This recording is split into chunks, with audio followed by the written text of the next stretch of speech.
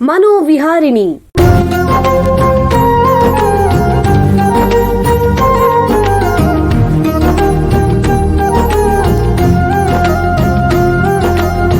ಬೆಂಗಳೂರಿನ ನಿಮ್ಹಾನ್ಸ್ ವತಿಯಿಂದ ಮಾನಸಿಕ ಆರೋಗ್ಯ ಮತ್ತು ನರವಿಜ್ಞಾನ ಕುರಿತ ಪ್ರಾಯೋಜಿತ ಶಿಕ್ಷಣ ಮಾಲಿಕೆ. ಸಹಯೋಗ ಡಾಕ್ಟರ್ ರಾಮಚಂದ್ರ ಎನ್ ಮೂರ್ತಿ, ಮಾನಸಿಕ ಆರೋಗ್ಯ ಮತ್ತು ನರವಿಜ್ಞಾನ ಪ್ರತಿಷ್ಠಾನ, ನಿಮ್ಹಾನ್ಸ್.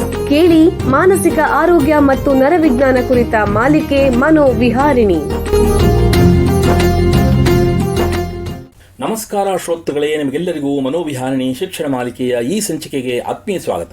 ಹಿಂದಿನ ಸಂಚಿಕೆಯಲ್ಲಿ ಮಿದುಳಿನ ಕಾಯಿಲೆಗಳು ಮತ್ತು ಆನುವಂಶಿಕತೆ ಹಾಗೇನೆ ತಳಿಶಾಸ್ತ್ರದ ಪಾತ್ರದ ಬಗ್ಗೆ ತಿಳ್ಕೊಂಡ್ವಿ. ಜೆನೆಟಿಕ್ಸ್ ಅಥವಾ ತಳಿಶಾಸ್ತ್ರ ಅನ್ನೋದು ನಮ್ಮ ದೇಹದಲ್ಲಿರೋ ಜೀನ್ಗಳು ಅಂದರೆ ವಂಶವಾಹಿಗಳ ರಚನೆ ಮತ್ತು ಕಾರ್ಯ, ಮತ್ತು ಅವು ಹೇಗೆ ನಮ್ಮ ಆರೋಗ್ಯ ಮತ್ತು ಅನಾರೋಗ್ಯದಲ್ಲಿ ಪಾತ್ರ ವಹಿಸುತ್ತೆ ಮತ್ತು ಒಂದು ಪೀಳಿಗೆಯಿಂದ ಇನ್ನೊಂದು ಪೀಳಿಗೆಗೆ ಹೇಗೆ ಹರಿಯುತ್ತೆ ಅನ್ನೋದನ್ನ ವೈಜ್ಞಾನಿಕವಾಗಿ ಅಧ್ಯಯನ ಮಾಡುವ ಒಂದು ವ್ಯವಸ್ಥಿತವಾದ ಶಾಸ್ತ್ರ. ಈ ವಂಶವಾಹಿಗಳು ಭ್ರೂಣದ ಹಂತದಿಂದ ಮಾನವನ ಮಿದುಳಿನ ಬೆಳವಣಿಗೆಯಲ್ಲಿ ಪ್ರಮುಖ ಪಾತ್ರ ವಹಿಸುತ್ತೆ. ಆಲ್ಝೈಮರ್ ಕಾಯಿಲೆ, ಪಾರ್ಕಿನ್ಸನ್ ಕಾಯಿಲೆ, ಸ್ಕಿಜೋಫ್ರೀನಿಯಾ ಇತ್ಯಾದಿ ಮಿದುಳಿನ ಕಾಯಿಲೆಗಳಲ್ಲೂ ವಂಶವಾಹಿಗಳ ಪಾತ್ರ ಇದೆ. ಅವುಗಳ ಜೊತೆ ಪರಿಸರದ ಅಂಶಗಳು, ಜೀವನ ಶೈಲಿ, ದೈಹಿಕ ಆರೋಗ್ಯ ಇತ್ಯಾದಿಗಳು ಪಾತ್ರ ವಹಿಸುತ್ತೆ. ಈ ವಿಷಯಗಳನ್ನ ಹಿಂದಿನ ಸಂಚಿಕೆಯಲ್ಲಿ ತಜ್ಞರು ತಿಳಿಸಿದರು. ಒಂದು ಕುಟುಂಬದಲ್ಲಿ ಪೋಷಕರಿಗೆ ಮಿದುಳಿನ ಕಾಯಿಲೆ ಇದ್ದರೆ ಅದು ಮಕ್ಕಳಿಗೂ ಬರುತ್ತೆ ಅಂತ ಹೇಳಕ್ಕಾಗಲ್ಲ. ಆದರೆ ಕಾಯಿಲೆ ಸಂಭವಿಸುವಂತಹ ರಿಸ್ಕ್ ಅಥವಾ ಅಪಾಯ ಕೆಲವೊಮ್ಮೆ ಹೆಚ್ಚಬಹುದು ಅಂತ ತಜ್ಞರು ಹೇಳಿದರು. ಮಿದುಳಿನ ಕಾಯಿಲೆಗಳಲ್ಲಿ ಆನುವಂಶಿಕ ಕಾರಣಗಳಿದ್ದರೆ ರೋಗ ನಿರ್ಣಯ ಡಯಾಗ್ನೋಸಿಸ್ ಮಾಡಕ್ಕೆ ಜೆನೆಟಿಕ್ ಪರೀಕ್ಷೆಗಳಿವೆ. ಇದರಿಂದ ಕಾಯಿಲೆಗಳ ಚಿಕಿತ್ಸೆ ಅಥವಾ ತಡೆಗಟ್ಟುವಿಕೆ ಸಾಧ್ಯ ಆಗದಿದ್ದರೂ ಕಾಯಿಲೆ ಬಗ್ಗೆ ಮಹತ್ವಪೂರ್ಣ ಮಾಹಿತಿ ದೊರಕತ್ತೆ. ಈ ಜೆನೆಟಿಕ್ ಪರೀಕ್ಷೆಗಳು ಅಂತಂದ್ರೆ ಏನು, ಅವುಗಳನ್ನು ಹೇಗೆ ಮಾಡ್ತಾರೆ, ಇದರಿಂದ ಉಪಯೋಗಗಳೇನು ಇತ್ಯಾದಿಗಳ ಬಗ್ಗೆ ಈ ದಿನ ಮಾಹಿತಿ ಪಡ್ಕೊಳ್ಳೋಣ. ಮಾನವ ತಳಿ ಶಾಸ್ತ್ರ ಕ್ಷೇತ್ರದಲ್ಲಿ ಸುಮಾರು 15 ವರ್ಷಗಳಿಂದ ಸಂಶೋಧನೆ ಮಾಡ್ತಾ ಇರೋ ನಿಮ್ಹಾನ್ಸ್ನ ಹ್ಯೂಮನ್ ಜೆನೆಟಿಕ್ಸ್ ವಿಭಾಗದ ಹೆಚ್ಚುವರಿ ಪ್ರಾಧ್ಯಾಪಕರಾಗಿರೋ ಡಾಕ್ಟರ್ ಗೌತಮ್ ಅರುಣಾಚಲ್ ಅವರು ನಮ್ಮ ಜೊತೆಗಿದ್ದಾರೆ. ಅವ್ರನ್ನ ಸ್ವಾಗತಿಸೋಣ. ನಮಸ್ಕಾರ ಡಾಕ್ಟರ್ ಗೌತಮ್ ಅವರೇ. ನಮಸ್ಕಾರ. ನಿಮಗೆ ಈ ಕಾರ್ಯಕ್ರಮಕ್ಕೆ ಸ್ವಾಗತ. ಡಾಕ್ಟರ್ ಗೌತಮ್ ಅವರೇ, ನಿಮಗೆ ಮೊದಲನೇ ಪ್ರಶ್ನೆ ಏನು ಅಂತಂದ್ರೆ, ಈ ಜೆನೆಟಿಕ್ ಪರೀಕ್ಷೆ ಅಂತಂದ್ರೇನು ಮತ್ತು ಇದರಲ್ಲಿ ಯಾವ ಯಾವ ಪ್ರಕಾರಗಳಿವೆ ದಯವಿಟ್ಟು ತಿಳಿಸಿ. ನಮ್ಮ ದೇಹ ಹೇಗೆ ಕೆಲಸ ಮಾಡಬೇಕು ಅಂತ DNA ಅಲ್ಲಿ ಬ್ಲೂ ಪ್ರಿಂಟ್ ಇರುತ್ತೆ. DNA ಒಂದು ಪುಸ್ತಕದ ಸೆಟ್ ಅಂತ ಕಲ್ಪನೆ ಮಾಡ್ಕೊಳ್ಳಿ. ಹಲವಾರು ಪುಸ್ತಕಗಳಿರ್ತವೆ ಮತ್ತು ಅದರಲ್ಲಿ ಹಲವಾರು ಅಧ್ಯಾಯಗಳಿರುತ್ತೆ. ಯಾವಾಗ ಈ ಪುಸ್ತಕ ಮಿಸ್ ಆದ್ರೆ ಅಥವಾ ಅಧ್ಯಾಯ ಮಿಸ್ ಆದ್ರೆ ಅಥವಾ ಒಂದು ಪಾಠದಲ್ಲಿ ಒಂದು ಅಕ್ಷರಗಳ ವ್ಯತ್ಯಾಸ ಆದ್ರೆ ಹೇಗೆ ತೊಂದರೆ ಆಗ್ಬೋದು, ಅದೇ ತರ DNA ಅಲ್ಲಿ ಮಿಸ್ಟೇಕ್ಸ್ ಆದ್ರೆ ಆರೋಗ್ಯಕ್ಕೆ ಹಾನಿ ಆಗ್ಬೋದು. ಈ ವ್ಯತ್ಯಾಸಗಳನ್ನು ಕಂಡುಹಿಡಿಯುವಂತ ಒಂದು ಪರೀಕ್ಷೆಗೆ ನಾವು ಜೆನೆಟಿಕ್ ಟೆಸ್ಟ್ ಅಂತ ಹೇಳ್ತೀವಿ. ಸಾಮಾನ್ಯವಾಗಿ ಇದು ಒಂದು ಬ್ಲಡ್ ಟೆಸ್ಟ್ ಆಗಿರುತ್ತೆ. ಪುಸ್ತಕದಲ್ಲಿ ಇಡೀ ಸೆಟ್ ಅಲ್ಲಿ ಒಂದು ಪುಸ್ತಕ ಮಿಸ್ ಆಗುವಂತದ್ದು ಅಥವಾ ಅಧ್ಯಾಯ ಮಿಸ್ ಆಗುವಂತದ್ದನ್ನ, ಅದೇ DNA ಅಲ್ಲಿ ಆಗುವಂತದ್ದನ್ನ ನಾವು ಕ್ರೋಮೋಸೋಮ್ ಡಿಸಾರ್ಡರ್ ಅಂತ ಕರಿತೀವಿ. ಕ್ರೋಮೋಸೋಮ್ ಡಿಸಾರ್ಡರ್ಸ್ ನ ಪರೀಕ್ಷೆ ಮಾಡಕ್ಕೆ 2 ತರ ಟೆಸ್ಟ್ಗಳಿದ್ದಾವೆ. ಕ್ಯಾರಿಯೋಟೈಪ್ ಅಂತ ಹೇಳ್ತೀವಿ, ಮೈಕ್ರೋಅರೇ ಅಂತ ಹೇಳ್ತೀವಿ. ಈ 2 ಟೆಸ್ಟ್ಗಳು ಸಾಮಾನ್ಯವಾಗಿ ನಾವು ಉಪಯೋಗಿಸ್ತೀವಿ. ಆದರೆ ಇತ್ತೀಚೆಗೆ ಮೈಕ್ರೋಅರೇ ಅನ್ನೋ ಟೆಸ್ಟ್ನ ಕಾಮನ್ ಆಗಿ ಬಳಸ್ತೀವಿ. ಒಂಥರ ಭೂತ ಕನ್ನಡಿ ಹಿಡಿದು ಅಕ್ಷರಗಳ ವ್ಯತ್ಯಾಸಗಳನ್ನ ನೋಡುವಂಥ ಟೆಸ್ಟ್ಗೆ ಎಕ್ಸೋಮ್ ಸೀಕ್ವೆನ್ಸಿಂಗ್ ಅಂತ ಹೇಳ್ತೀವಿ ಅಥವಾ ಜಿನೋಮ್ ಸೀಕ್ವೆನ್ಸಿಂಗ್ ಅಂತ ಹೇಳ್ತೀವಿ. ಎಕ್ಸೋಮ್ ಸೀಕ್ವೆನ್ಸಿಂಗ್ ಅನ್ನೋದನ್ನ ನಾವು ಕಾಮನ್ ಆಗಿ ಬಳಸ್ತೀವಿ. ಈಗ ನೀವು ಜೆನೆಟಿಕ್ ಪರೀಕ್ಷೆ ಅಂತ ಹೇಳಿದ್ರಿ, ಇದರಿಂದ ಯಾವ ರೀತಿಯ ಮಾಹಿತಿ ನಮಗೆ ಸಿಗುತ್ತೆ? ಎಲ್ಲ ಮೆಡಿಕಲ್ ಫೀಲ್ಡ್ ಅಲ್ಲಿ ಮೊದಲು ರೋಗದ ಮೂಲ ಕಾರಣ ಏನು ಅಂತ ನೋಡೋ ಪ್ರಯತ್ನ ನಾವು ಮಾಡ್ತೀವಿ. ಜ್ವರ ಇರ್ಬೋದು, ತಲೆನೋವು ಇರ್ಬೋದು, ಅದು ಇನ್ಫೆಕ್ಷನ್ ಅಥವಾ ಪೊಲ್ಯೂಟೆಂಟ್ ಇಂದ ಬಂದಿದ್ಯಾ ಅನ್ನೋ ಒಂದು ವಿಚಾರ ನಾವು ಮಾಡ್ತೀವಿ. ಅದೇ ರೀತಿ ಯಾವಾಗ ಒಂದು ಕಾಯಿಲೆಯು ಜೆನೆಟಿಕ್ ಇರ್ಬೋದು ಅಂತ ಒಂದು ಸಂದೇಹ ಬಂದಲ್ಲಿ ನಾವು ಅದರ ಮೂಲ ಕಾರಣ ನೋಡಕ್ಕೆ ಪ್ರಯತ್ನ ಮಾಡ್ತೀವಿ. ಜೆನೆಟಿಕ್ ಟೆಸ್ಟ್ ಮಾಡಿಬಿಟ್ಟು ಯಾವ ಜೆನೆಟಿಕ್ ಕಾಯಿಲೆ ಇದೆ ಅನ್ನೋದನ್ನ ಖಚಿತ ಮಾಡ್ಕೊಳ್ತೀವಿ. ಕಾಯಿಲೆಯ ಲಕ್ಷಣಗಳ ಬಗ್ಗೆ, ಮುಂದೆ ಬರುವಂತ ಲಕ್ಷಣಗಳ ಬಗ್ಗೆ ಮುನ್ಸೂಚನೆ ಸಿಗತ್ತೆ. ಈ ಕಾಯಿಲೆಗೆ ಏನು ಪರಿಹಾರ ಅಥವಾ ಏನು ಚಿಕಿತ್ಸೆ, ಆ ಚಿಕಿತ್ಸೆ ಎಲ್ಲಿ ಪಡಿಬಹುದು ಅನ್ನೋದು ಸಹಿತ ಮಾಹಿತಿ ಸಿಗತ್ತೆ. ಮುಂದಿನ ಪೀಳಿಗೆಯಲ್ಲಿ ಈ ಕಾಯಿಲೆ ಬಾರದ ಹಾಗೆ ಅಥವಾ ಗರ್ಭದಲ್ಲೇ ಅದನ್ನ ಪತ್ತೆ ಹಚ್ಚುವ ವಿಧಾನದ ಬಗ್ಗೆ ಮಾಹಿತಿ ಸಿಗತ್ತೆ. ಒಂದು ಪರಂಪರೆಯಲ್ಲಿ ಯಾರ್ಯಾರಿಗೆ ಈ ಕಾಯಿಲೆ ಬರಬಹುದು, ಯಾರ್ಯಾರಿಗೆ ಟೆಸ್ಟ್ ಮಾಡಬೇಕಾಗ ಅಗತ್ಯ ಇರುತ್ತೆ ಅನ್ನೋದು ಕೂಡ ತಿಳಿಯುತ್ತೆ. ನಮ್ಮ ಮೆದುಳಿನ ಕಾಯಿಲೆಗಳು ಮತ್ತು ಮಾನಸಿಕ ಸಮಸ್ಯೆಗಳು ಇದಕ್ಕೆ ಸಂಬಂಧಪಟ್ಟಂಗೆ ಯಾವ ಕಾಯಿಲೆಗಳಿಗೆ ಈ ಜೆನೆಟಿಕ್ ಪರೀಕ್ಷೆಯಿಂದ ಪ್ರಯೋಜನ ಪಡ್ಕೋಬಹುದು? ನಾವು ರೋಗಗಳನ್ನ 2 ವಿಭಾಗ ಮಾಡ್ತೀವಿ. ಕಾಮನ್ ಡಿಸೀಸಸ್ ಅಂತ, ಈಗ ನೀವು ಡಯಾಬಿಟಿಸ್ ಕೇಳಿರ್ಬೋದು, ಹೈಪರ್ ಟೆನ್ಷನ್ ಕೇಳಿರ್ಬೋದು, ಸಿಜೋಫ್ರಿನಿಯಾ ಅಂತ ಕೇಳಿರ್ಬೋದು. ಇವು ಕಾಮನ್ ಡಿಸೀಸಸ್ ಗ್ರೂಪ್ ಅಲ್ಲಿ ಬರುತ್ತೆ. ಮತ್ತು ರೇರ್ ಡಿಸೀಸಸ್ ಅಂತ, ಸಾಮಾನ್ಯವಾಗಿ ರೇರ್ ಡಿಸೀಸಸ್ ಅನುವಂಶಿಕವಾಗಿ ಬರುವಂಥದ್ದು. ಸುಮಾರು 7,000ಕ್ಕೂ ಹೆಚ್ಚು ರೇರ್ ಡಿಸೀಸಸ್ನ ಪತ್ತೆ ಹಚ್ಚಲಾಗಿದೆ. ಅದರಲ್ಲಿ ಸುಮಾರು 4,000 ರೇರ್ ಡಿಸೀಸಸ್ಸು ಅಲ್ಲಿ ಲಕ್ಷಣಗಳು ಮಾನಸಿಕ ಅಥವಾ ನರರೋಗ ಲಕ್ಷಣಗಳು ಕಂಡುಬರುತ್ತೆ. ಮಕ್ಕಳಲ್ಲಿ ಸಾಮಾನ್ಯವಾಗಿ ಕಂಡುಬರುವಂಥ ಕಾಯಿಲೆಗಳಲ್ಲಿ ಒಂದಾದ ಎಪಿಲೆಪ್ಸಿ ಅಥವಾ ಫಿಟ್ಸ್ ಅಥವಾ ಬುದ್ಧಿಮಾಂದ್ಯತೆ, ಕೆಲವು ಟೈಪ್ಸ್ ಆಫ್ ಆಟಿಸಮ್ ಜೆನೆಟಿಕ್ ಆಗಿರ್ಬೋದು. ಅದೇ ರೀತಿ ಯುವಕರಲ್ಲಿ ಬರುವಂಥ ಪಾರ್ಕಿನ್ಸೋನಿಸಮ್, ಡಿಮೆನ್ಷಿಯಾ ಅಥವಾ ಮಸ್ಕ್ಯುಲರ್ ಡಿಸ್ಟ್ರೋಫಿ ಅಂತ ಹೇಳ್ತೀವಿ, ಅಥವಾ ಹಂಟಿಂಗ್ಟನ್ ಅಂತ ಹೇಳ್ತೀವಿ, ಮುಂತಾದ ರೋಗ ಕೂಡ ಜೆನೆಟಿಕ್ ಆಗಿರ್ಬೋದು. ಈ ತರಹದ ಕಾಯಿಲೆಗಳಿಗೆ ನಾವು ಜೆನೆಟಿಕ್ ಟೆಸ್ಟ್ ಅಗತ್ಯವಾಗಿ ಮಾಡ್ತೀವಿ. ಜೆನೆಟಿಕ್ ಟೆಸ್ಟಿಂಗ್ ಮಾಡಬೇಕಾದ್ರೆ ಯಾವ್ಯಾವ ಹಂತಗಳು, ಸ್ಟೆಪ್ಸ್ ಇರುತ್ತೆ? ಅದರಿಂದ ನಾವು ನರರೋಗಗಳಿಗೆ ಮತ್ತು ಮಾನಸಿಕ ಸಮಸ್ಯೆಗಳಿಗೆ ಇದನ್ನ ಅನ್ವಯಿಸಬಹುದು, ದಯವಿಟ್ಟು ತಿಳಿಸಿ. ಟೆಸ್ಟ್ ಮಾಡುವ ಮುನ್ನ ನಾವು ಪ್ರೀ ಟೆಸ್ಟ್ ಕೌನ್ಸಿಲಿಂಗ್ ಅಂತ ಮಾಡ್ತೀವಿ. ಇಲ್ಲಿ ಯಾಕೆ ಟೆಸ್ಟ್ ಅಗತ್ಯ, ಯಾರಿಗೆ ಮಾಡಬೇಕು, ರಿಸಲ್ಟ್ಸ್ ಬಂದ ಮೇಲೆ ಫ್ಯಾಮಿಲಿ ಮೇಲೆ ಆಗುವ ಪರಿಣಾಮಗಳ ಬಗ್ಗೆ ಮಾಹಿತಿ ನೀಡಲಾಗುತ್ತೆ, ಹಾಗೂ ಈ ವಿಚಾರಗಳ ಬಗ್ಗೆ ಚರ್ಚಿಸಲಾಗುತ್ತೆ.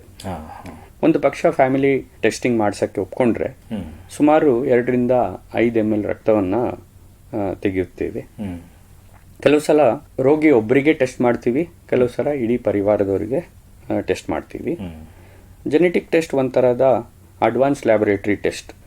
3 ರಿಂದ 4 ವಾರಗಳಾಗುತ್ತೆ ರಿಸಲ್ಟ್ಸ್ ಬರೋಕ್ಕೆ. ಸಾಮಾನ್ಯವಾಗಿ 40 ರಿಂದ 50% ಅಥವಾ ಶತಮಾನ ಭಾಗ ಪಾಸಿಟಿವ್ ರಿಸಲ್ಟ್ಸ್ ಬರುವಂಥ ಚಾನ್ಸಸ್ ಇರುತ್ತೆ. ಇನ್ನು ಉಳಿದ 40 ರಿಂದ 50% ಚಾನ್ಸು ನೆಗೆಟಿವ್ ಬರುವಂಥದ್ದು. ಸೊ ಟೆಸ್ಟ್ ರಿಸಲ್ಟ್ಸ್ ಬಂದ ಮೇಲೆ ಪೋಸ್ಟ್ ಟೆಸ್ಟ್ ಕೌನ್ಸಿಲಿಂಗ್ ಅಂತ ಮಾಡ್ತೀವಿ. ರೋಗದ ಮೂಲ ಕಾರಣ, ಸರಿಯಾದ ಚಿಕಿತ್ಸೆ ಹಾಗೂ ಭವಿಷ್ಯದಲ್ಲಿ ಯಾರ್ಯಾರಿಗೆ ಟೆಸ್ಟ್ ಮಾಡಬೇಕು, ಹೇಗೆ ಅದನ್ನು ತಡೆಗಟ್ಟಬಹುದು ಅಂತ ಚರ್ಚಿಸಲಾಗುತ್ತೆ. ಈಗ ಒಂದು ಸಣ್ಣ ವಿರಾಮ ತಗೊಳ್ಳೋಣ. ನಂತರ ಮೆದುಳಿನ ಕಾಯಿಲೆಗಳ ತಳಿಶಾಸ್ತ್ರ ಪರೀಕ್ಷೆ ಬಗ್ಗೆ ಚರ್ಚೆನ ಮುಂದುವರಿಸೋಣ. ಬೆಂಗಳೂರಿನ ನಿಮ್ಹಾನ್ಸ್ ಮಾನಸಿಕ ಆರೋಗ್ಯ ಮತ್ತು ನರವಿಜ್ಞಾನ ಕ್ಷೇತ್ರದಲ್ಲಿ ಹೆಸರುವಾಸಿ.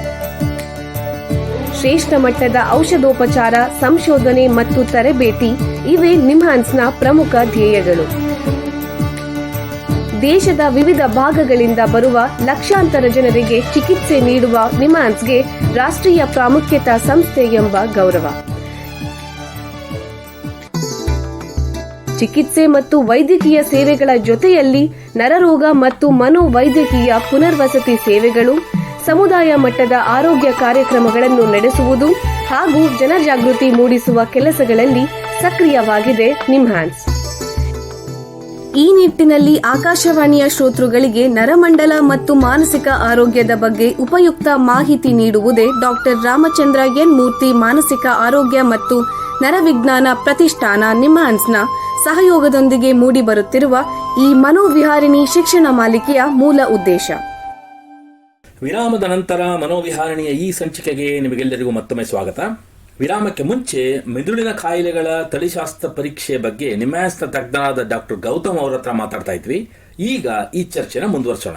ವೈದ್ಯರು ರೋಗಿಗಳಿಗೆ ಜೆನೆಟಿಕ್ ಪರೀಕ್ಷೆ ಅನ್ನೋದನ್ನ ಯಾವಾಗ ಶಿಫಾರಸ್ ಮಾಡ್ತಾರೆ? ಅಂದ್ರೆ ಯಾವುದಾದ್ರೂ ರೋಗದ ಚಿಹ್ನೆಗಳು, ಲಕ್ಷಣಗಳು ಅಥವಾ ಕುಟುಂಬದ ಹಿಸ್ಟ್ರಿ, ಇತಿಹಾಸ ಇದ್ರೆ ಈ ತರ ಮಾಡ್ತಾರಾ? ಹೇಗೆ, ದಯವಿಟ್ಟು ತಿಳಿಸಿ. ಮುಖ್ಯವಾಗಿ ಒಂದು ಪರಿವಾರದಲ್ಲಿ ಅನೇಕ ಸದಸ್ಯರಿಗೆ ಒಂದೇ ತರಹದ ಕಾಯಿಲೆ ಲಕ್ಷಣಗಳು ಕಂಡು ಬಂದ್ರೆ ಹಾಗೂ ಆ ಲಕ್ಷಣಗಳಿಗೆ ಇನ್ಫೆಕ್ಷನ್ ಅಥವಾ ಪೌಷ್ಟಿಕ ಅಂಶದ ಕೊರತೆ, ಎನ್ವೈರನ್ಮೆಂಟಲ್ ಟಾಕ್ಸಿನ್ಸ್ ಅದು ಕಾರಣವಾಗದಿದ್ದಲ್ಲಿ ಜೆನೆಟಿಕ್ ಡಿಸಾರ್ಡರ್ ಇರ್ಬೋದು ಅಂತ ಆಲೋಚಿಸ್ತೇವೆ. ಅಥವಾ ಅಸಾಮಾನ್ಯ ಲಕ್ಷಣಗಳು ಕಂಡು ಬಂದಲ್ಲಿ ಜೆನೆಟಿಕ್ ಸಿಂಡ್ರೋಮ್ಸ್ ಇರ್ಬೋದು ಅಂತ ಕೂಡ ಊಹಿಸ್ತೇವೆ. ಅಥವಾ ಸಾಮಾನ್ಯವಾಗಿ ವೃದ್ಧಾಪ್ಯದಲ್ಲಿ ಬರುವಂತ ಕಾಯಿಲೆಗಳು ಯುವಕರಲ್ಲಿ ಬಂದ್ರೆ ಜೆನೆಟಿಕ್ ಡಿಸಾರ್ಡರ್ಸ್ ಇರ್ಬೋದು ಅಂತ ಆಲೋಚನೆ ಮಾಡ್ತೀವಿ. ಈ ಥರ ಸಿಚುವೇಶನ್ಸಲ್ಲಿ ನಾವು ಸಾಮಾನ್ಯವಾಗಿ ಜೆನೆಟಿಕ್ ಟೆಸ್ಟನ್ನು ಆರ್ಡರ್ ಮಾಡ್ತೀವಿ. ಈಗ ನೀವು ಆವಾಗಲೇ ಹೇಳಿದ್ರಿ ಜೆನೆಟಿಕ್ ಕೌನ್ಸಿಲಿಂಗ್ ಅಂತ ಅಂದ್ಬಿಟ್ಟು, ಅಂದರೆ ಜೆನೆಟಿಕ್ ಸಮಾಲೋಚನೆ ಅಂತ. ಹಾಗಂದ್ರೆ ಏನು, ಮತ್ತೆ ಇದನ್ನ ಜೆನೆಟಿಕ್ ಪರೀಕ್ಷೆ ಮಾಡೋಕ್ಕೆ ಮುಂಚೆ ಮತ್ತೆ ನಂತರ ಯಾಕೆ ಮುಖ್ಯ ಆಗುತ್ತೆ? ಜೆನೆಟಿಕ್ ಕೌನ್ಸಿಲಿಂಗ್ ಅಥವಾ ಸಮಾಲೋಚನೆ ಅಂದರೆ ಜೆನೆಟಿಕ್ ಸ್ಪೆಷಲಿಸ್ಟ್ ಹಾಗೂ ರೋಗಿ ಅಥವಾ ಪರಿವಾರದೊಂದಿಗೆ ಆಗುವ ಸರಳ ಮಾತುಕತೆ. ಇದರಲ್ಲಿ ಮುಖ್ಯವಾಗಿ ರೋಗದ ಬಗ್ಗೆ ಸರಳವಾಗಿ ಮಾಹಿತಿನ ಕೊಡ್ತೀವಿ, ಜೆನೆಟಿಕ್ ಟೆಸ್ಟಿಂಗ್ ಮತ್ತು ರಿಸಲ್ಟ್ಸ್ ಬಗ್ಗೆ ಚರ್ಚಿಸ್ತೀವಿ, ಭವಿಷ್ಯದಲ್ಲಿ ಕುಟುಂಬದ ಮೇಲೆ ಬರುವ ಪರಿಣಾಮದ ಬಗ್ಗೆ ಹಾಗೂ ಅವರ ನಿರೀಕ್ಷೆ ಬಗ್ಗೆ ಮಾತಾಡ್ತೀವಿ. ಈ ಜೆನೆಟಿಕ್ ಪರೀಕ್ಷೆ ಫಲಿತಾಂಶ ಅನ್ನೋದು ಆ ವ್ಯಕ್ತಿಯ ರೋಗದ ನಿರ್ಣಯ, ಅಂದರೆ ಡಯಾಗ್ನೋಸಿಸ್ ಮತ್ತೆ ಚಿಕಿತ್ಸೆ ಮತ್ತು ಭವಿಷ್ಯದಲ್ಲಿ ಅಪಾಯಗಳನ್ನ, ರಿಸ್ಕ್ ಅನ್ನ ಪತ್ತೆ ಹಚ್ಚಕ್ಕೆ ಹೇಗೆ ಸಹಾಯ ಮಾಡುತ್ತೆ? ನಾವು ಒಂದು ಉದಾಹರಣೆ ತಗೊಳ್ಳೋಣ. ಒಂದು ಮಗುಗೆ ಬುದ್ಧಿಮಾಂದ್ಯತೆ ಇದೆ.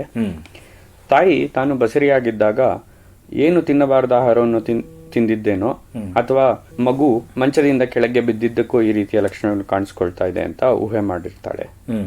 ಇದು ಸಾಮಾನ್ಯವಾಗಿ ತಪ್ಪು ಕಲ್ಪನೆ ಆಗಿರುತ್ತೆ. ಏಕೆಂದ್ರೆ ನಾವು ಯಾವಾಗ ಜೆನೆಟಿಕ್ ಟೆಸ್ಟ್ ಮಾಡಿ ಇದು ಒಂದು ಜೆನೆಟಿಕ್ ಕಾಯಿಲೆ ಅಂತ ಪ್ರೂವ್ ಆಗತ್ತೆ, ಆಗ ಈ ಕಲ್ಪನೆಗಳು ದೂರ ಆಗತ್ತೆ. ಒಬ್ಬರನ್ನ ಒಬ್ಬರು ದೋಷಿಸೋದು ನಿಲ್ಲತ್ತೆ ಮನೆಯಲ್ಲಿ. ಹಾಗೂ ಈ ಕಾರಣ ಗೊತ್ತಾದ ಮೇಲೆ ಇದಕ್ಕೆ ಪರಿಹಾರ ಅಥವಾ ಚಿಕಿತ್ಸೆ ಬಗ್ಗೆ ವೈದ್ಯರು ಹೇಳಿದಾಗ ಅವರಿಗೆ ಒಂದು ಹೋಪ್ ಸಹಿತ ಕಾಣಿಸ್ಕೊಳತ್ತೆ. ಭವಿಷ್ಯದಲ್ಲಿ ಇನ್ನೊಂದು ಮಗುಗೆ ಪ್ಲಾನ್ ಮಾಡಿದಾಗ ಅಥವಾ ಪರಿವಾರದಲ್ಲಿ ಬೇರೆಯವ್ರ ಬಗ್ಗೆ ಯೋಚನೆ ಮಾಡಿದಾಗ ಅವರಿಗೂ ಮುಂಚಿತವಾಗಿ ಈ ಟೆಸ್ಟ್ ಮಾಡುವಂತ ಒಂದು ಚಾನ್ಸ್ ಸಹಿತ ಸಿಗತ್ತೆ. ನಿಮ್ಮ ಪ್ರಕಾರ ಈ ಜೆನೆಟಿಕ್ ಪರೀಕ್ಷೆ ಬಗ್ಗೆ ಎಥಿಕಲ್ ಕನ್ಸರ್ನ್ಸ್, ನೈತಿಕ ಕಾಳಜಿಗಳು ಏನಿದೆ, ತಪ್ಪು ಕಲ್ಪನೆಗಳೇನಿದೆ ಮತ್ತು ಮಿತಿಗಳು ಏನಿದೆ, ದಯವಿಟ್ಟು ತಿಳಿಸಿ. ನಾನು ಫಸ್ಟ್ ಮಿತಿಗಳನ್ನು ಹೇಳಕ್ ಇಷ್ಟಪಡ್ತೀನಿ. ಜೆನೆಟಿಕ್ ಟೆಸ್ಟಿಂಗ್ ಅಲ್ಲಿ 100% ಬಾರಿ ಕಾಯಿಲೆಗಳು ಪತ್ತೆಯಾಗುವುದಿಲ್ಲ. ವಿಜ್ಞಾನವು ಇನ್ನೂ ಕಂಡುಹಿಡಿಯದ ಜೆನೆಟಿಕ್ ಡಿಸಾರ್ಡರ್ಸ್ ಇರಬಹುದು. ಈಗ ಪ್ರತಿ ವರ್ಷ 50ಕ್ಕೂ ಹೆಚ್ಚು ಜೆನೆಟಿಕ್ ಕಾಯಿಲೆಗಳನ್ನ ಪತ್ತೆ ಮಾಡ್ತಾ ಇದ್ದಾರೆ. ಸೊ ನಾವು ಜೆನೆಟಿಕ್ ಟೆಸ್ಟ್ ಮಾಡಿದಾಗ ನಮಗೆ ಆ ಜೆನೆಟಿಕ್ ಡಿಸಾರ್ಡರ್ಸ್ ಬಗ್ಗೆ ಆಗಲಿ ಜೀನ್ ಬಗ್ಗೆ ಆಗಲಿ ಹೆಚ್ಚು ಗೊತ್ತಿಲ್ಲದೆ ಇರ್ಬೋದು. ಅದು ಫ್ಯೂಚರ್ ಅಲ್ಲಿ ನಮಗೆ ಅದ್ರ ಬಗ್ಗೆ ಮಾಹಿತಿ ಸಿಗೋ ಚಾನ್ಸಸ್ ಇರುತ್ತೆ. ಹಲವಾರು ಬಾರಿ ನಾವು ಟೆಸ್ಟ್ ಮಾಡಿದಾಗ ವೇರಿಯಂಟ್ಸ್ ಆಫ್ ಅನ್ಸರ್ಟನ್ ಸಿಗ್ನಿಫಿಕೆನ್ಸ್ ಅಂತ ಕರಿತೀವಿ, ಅದು ಬರುತ್ತೆ.